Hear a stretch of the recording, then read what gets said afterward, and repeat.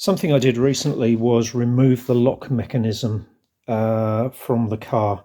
It weighs about 440 grams, I think. I know I'm just chipping away at the weight, but I thought I would take it off. And I've replaced it just with a small aluminium plate, which my grandson sprayed for me blue. He had good fun doing that. He's only 6. And then I put a badge on it. So that's done. Now, the only thing is, I also stripped out all the wiring from the tailgate when I did this at the same time. And in my enthusiasm, I've cut through all these wires. And then when I get in the car, lo and behold, I'm getting a tailgate warning light. Because obviously whatever sensor there is on this tailgate lock is now not working. So if I can just get this to focus a bit. So these are the 4 wires. Obviously there's one wire that's going to drive the lock to unlock it because it's motorized.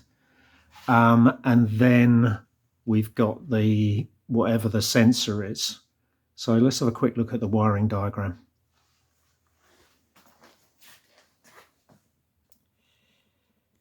So this is from the Haynes manual. I'm hoping this is good, but what it seems to be showing is that there's some sort of continuity from brown through to GR. What's GR? Oh, it is grey. Yeah, grey and brown. That shows you that the lock is shut. I'm guessing because it's showing it's obviously if open meant the lock was shut, then it wouldn't be showing a fault on the dash, I'm guessing. So I guess what I need to do is provide a short circuit between the earth here, the ground connection, and GRBR. Now I cut the wires all the way back to the rear passenger door, actually on the driver's side. So let's go and have a look at that now. Okay, so I've capped them all off with heat shrink tubing, but if I can just tease the wire out without unwrapping all of this, I should be able to provide the short circuit.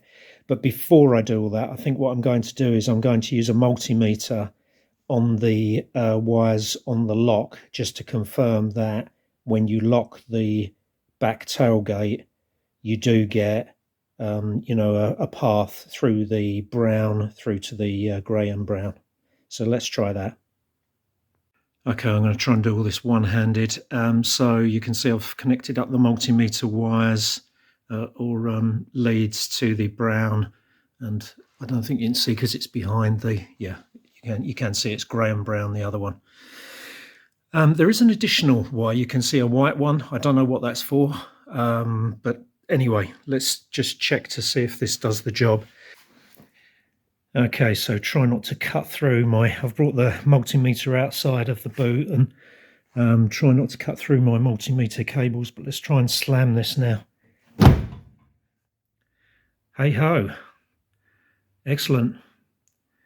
Why is it showing 55 ohms? That's weird. Okay. Well, that's the same as you get on the airbag sensors, isn't it? That's about 50 ohms. Oh no, it's not. No, it's not. It's about 5 ohms. Okay, I'm puzzled by that. Actually, oh, I see. If I push the tailgate in and out, it's changing the resistance. Okay, so it's obviously, I'm guessing that maybe the lock switch is not great. Maybe it's to do with the fact that I've got the cables going through the lock. No, that can't be. It's just going through the rubber on the thingy. I can't see anything wrong with the way I've got it wired up. But if we pull the boot pull, there you go. Immediately goes out. I'll tell you what.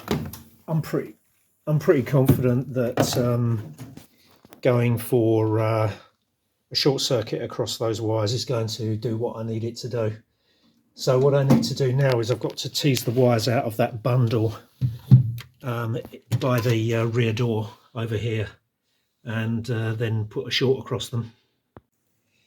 Yeah, teasing the wire out didn't work because they're bundled together, but I found the one. Check, yeah, that's grey and brown, and obviously it's been terminated. This is where I've terminated. So what I can do is just snip through that, and then I've got to provide it with an earth. Now I've got one there, but it's a shame I didn't leave more earth connections on that little block there. So let me think. I mean, what I could do is I could shave the insulation off of this earth wire and then connect that to it, but that's a bit sort of messy. Yeah, but maybe that's the best way. So the first thing I want to do is test that it actually fixes the problem. So let's rig up something to test that it fixes the issue.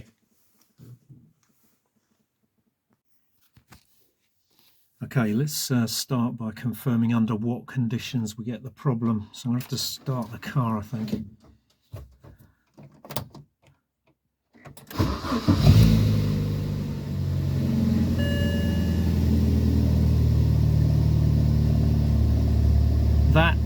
That warning is just because I've removed the front fog light connection, so I get that warning. Obviously it needs the clock setting by the looks of things.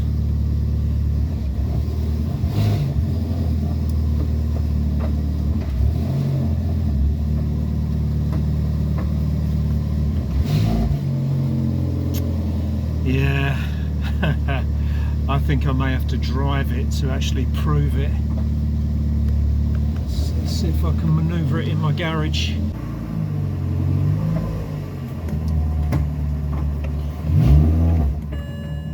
Yeah, there you go. Okay, so that's what I have to do to recreate the problem.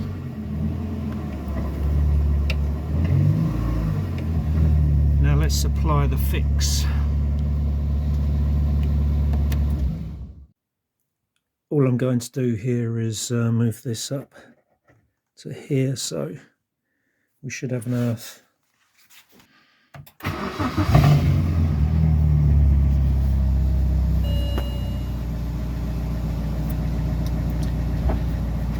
Wait for all the other warnings to clear.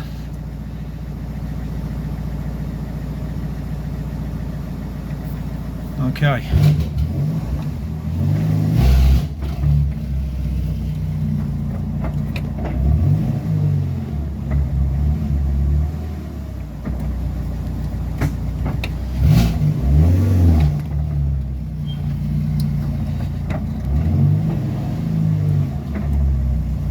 Yeah, it looks as though that fixes the problem, so we'll make that a bit more permanent. Okay, that's it done. You can see that I've just put a short length, extended that. I've put a eye piece on the end of there, and that will provide the earth to that, and that will knock out the warning from the tailgate. So all that's left to do now is just to tidy this up and put some more of this cable loom, wiring loom wrap around it,